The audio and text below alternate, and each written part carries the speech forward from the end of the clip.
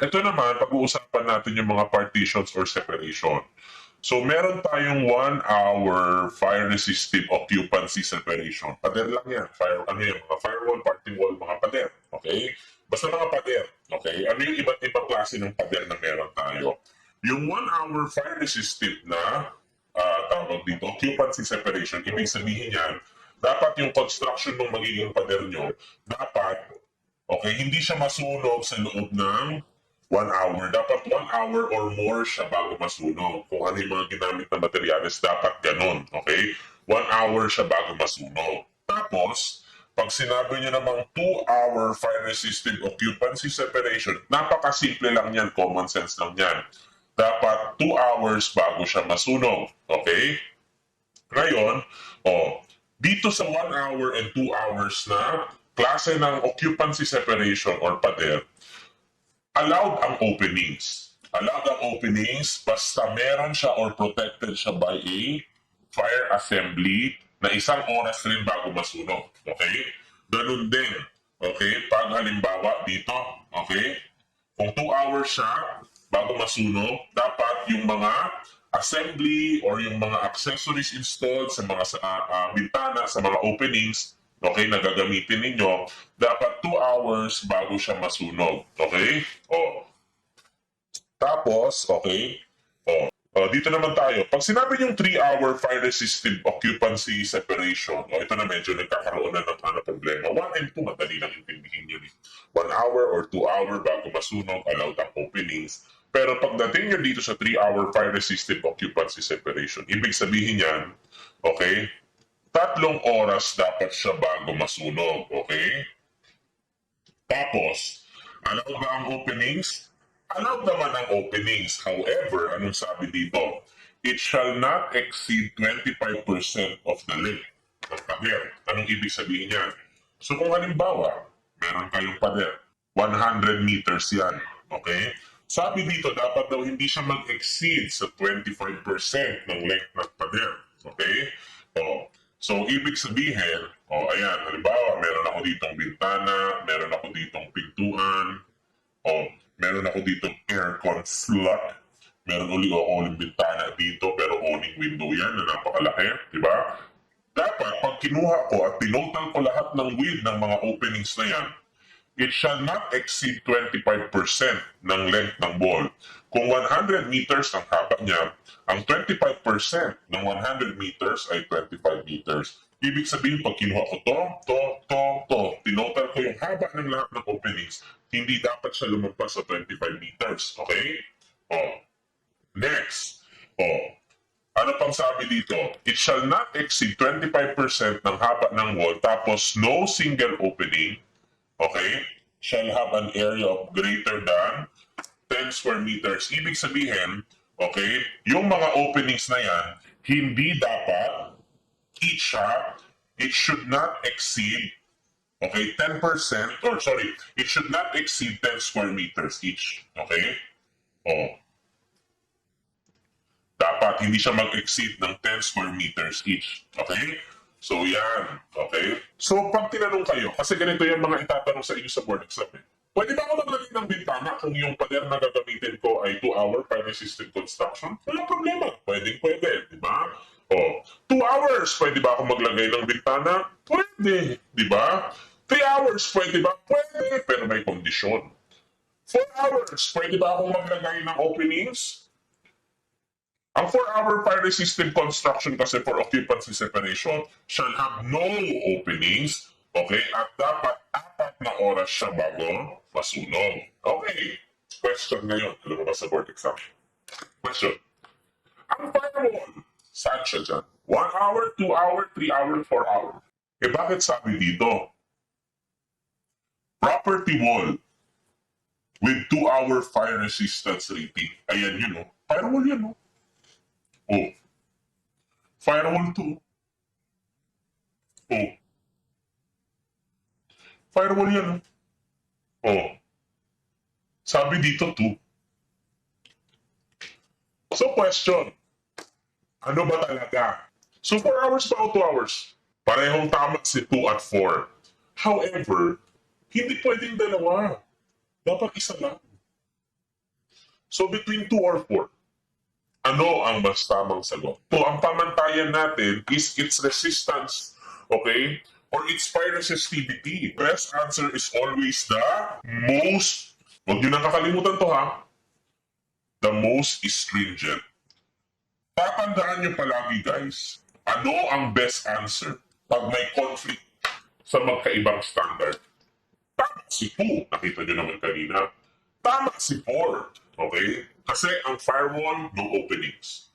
Ang 4-hour, walang opening. Ang 2-hour, may opening. Pero sino ang mas stringent? Ano yung stringent? So pag sinabi mo stringent, okay, it means strict. Parehong tama yan. Pero sino ang mas strict? Siyempre, mas strict yung 4. Okay? Mas strict yung 4. Kaya anong ginawa? Okay? Nung in-institutionalize ang RA 9514. RA 9514 is fire code. Okay? Kaya nung ginawa si fire code, ang nakalagay sa kanya, firewall should be 4 hours bago masunog. Anong reference? Building code. Kasi dati nagkaroon ng conflict. 2 hours ba 4 hours? Pareho siyang tama. Pero since nagkaroon ng conflict, anong mas stringent? Anong mas strict? Yung 4. Dapat, pag nagkaroon kayo ng conflict sa pagpili ng sagot, okay? Yung pinaka-stringent or pinaka-strict ang pipiliin yung palaging sagot. And between 2 and 4, mas strict si 4. Why? Because unang-una, no openings. Pangalawa, mas matagal na sunog ang 4 compared kay 2. So, sino ang mas strict? Sino ang mas safe? Okay? Mas strict si 4. Kaya between 2 and 4, mas stringent si 4. Therefore, siya yung mas tamang sagot. Kaya yan yung inadapt ng fire code. Okay? Malinaw. Always the strictest. Yung mas restrictive, yan ang mas tama. So yan yung ibig sabihin yan ha. So firewall should be 4 hours. Okay? Tapos ito pa, very important. Okay? Inaalaw ba ang may opening sa firewall? No, bawal. Kasi firewalls are located on property lines. The moment na magkaroon siya ng opening, it will affect your privacy and your security and your safety. Okay? It can breach other properties. Okay? Pwede kang idemanda or kasuhan ng encroachment or trespassing. That's why openings should not be allowed. Kasi property to property yun. Okay? Bawal. Malinaw? O, ito pa. Mga dapat yung tandaan ha. O, nakalagay dito, no building shall be constructed unless it adjoins or has a direct access to a public space or yard. Bawal kang magkaroon ng development sa isang lote unless it is connected by a road. Bawal kang magtayo sa isang lote na walang kalsada. Kasi kung walang kalsada yan, paano mo i-deliver ng materials, number 1? Pangalawa, paano mo ma-access yung lote? Okay? So pag walang kalsada sa lote, hindi pwedeng tayuan. Tandaan nyo ha.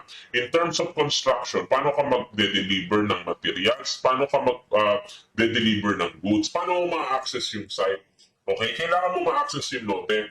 Ito pa, proceed tayo dito. For the purpose of this section, the center line of an adjoining street or alley shall be considered an adjacent property line. Kung meron kang right-of-way dito, okay, sino may ari ng right-of-way? Pag meron kang right-of-way dito, ang sabi dito, yung center line niyan or yung gitna niyan, meron property line. Meron ka dapat center line sa gitna niyan. Pag hindi ka binigyan ng right-of-way, they don't have the right to sell the property because you have the right to access your property. Okay? O, kaya hati kayo. So yan ang agreement natin pagdating sa mga right-of-way. Okay? Ibig sabihin, pag-aari niya yung dalawa, pero this is a shared, okay, space. Okay? O, next, eaves over required window shall not be less than 750 millimeters from the side and rear property line. Anong ibig sabihin nito? Ayan naman, ginagamit yan pag nagko-compute kayo ng eaves. Okay? Ang sabi dito, ayan, meron kang setback dyan sa likod, meron kang setback sa gilid. O, ayan, meron ka rin setback sa harapan. Anong sabi dyan? Ang problema kasi sa ibang mga arkitekto, yan ang problema kasi yan yung kinalakihan nyo nung college. Pag sinasabi ng prof nyo, anong haba ng eaves? 1 meter, 1.2, 1.1. No. Walang default or walang standard na haba ang eaves. Pero kino-compute ang eaves. Paano kino-compute? Sabi dito, from side and rear property line, mag-iwan ka ng at least 750. So, ibig sabihin, property line, measure ka dito ng 750. Okay? Tapos yan ngayon yung eaves ng bubong mo. Ganun din sa likuran. Okay? Iwan ka ng 750, oh, yan yung eaves ng bubungan mo. Ganon din dito sa kabila. Okay? Oh. Kaya usually, yung eaves mo sa harap at sa gilid sa likod, yan na rin yung nagiging eaves nyo sa harap. Okay? So yan ang ibig sabihin yan. 750 millimeters galing sa property line, mag-iiwan ka dapat dyan ng kawang. Para saan yung kawang na yan? Para meron kang light and ventilation. Yan yun. Pero minsan nakadepende sa subdivision rules. Mas nagtitake effect ang ordinance kaysa kay batas. Mas nagtitake effect si private guidelines as long as approved siya. Okay? Kaysa sa ordinance. Okay? So yan ang ideal. Ganyan yung kinocompute. Okay? However, meron pang sinabi dito. 750, di ba? So yan yung eaves ninyo. O ayan. However, may sinabi pa dito. Paano kung ang setback nyo ay 2 meters? Tapos nag-iwan ka ng 750 dito.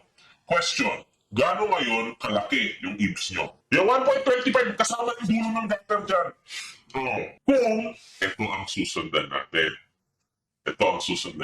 However, meron pang isang provision dito. Sabi dito, projections beyond the exterior wall shall not exceed beyond a point 1/3 the distance from an assumed vertical plane. Okay. Ano ibig sabihin nito? Projections beyond the exterior wall shall not exceed beyond a point 1/3 the distance from an assumed vertical plane. Ano ibig sabihin yan? Naka-setback ka siya ng 3 meters. Okay? O, ayan. Yung eaves ng bahay mo. Ang setback by open space. Yes, open space ang setback. Okay? Tama. Ngayon, ang definition ng open space dapat galing sa natural grade or finished floor level. Dapat unobstructed siya hanggang kay Lord. Nakukuha nyo? Nagigets nyo? Dapat walang harang. Nagigets nyo? Kaya dapat open space should be unobstructed. Setback is an open space. Tama yan. Setback is an open space. 1 ang sagot. Ibig sabihin, anong 1/3 ng 3? 1. Sabi dito, kung meron man daw projection, okay, beyond the exterior wall, shall not exceed 1/3 the distance from an assumed vertical plane. Dapat hindi daw siya lalampas sa 1/3 from an assumed vertical plane. 1/3 ng ano? Ng total setback or open space kung saan siya nakalagay.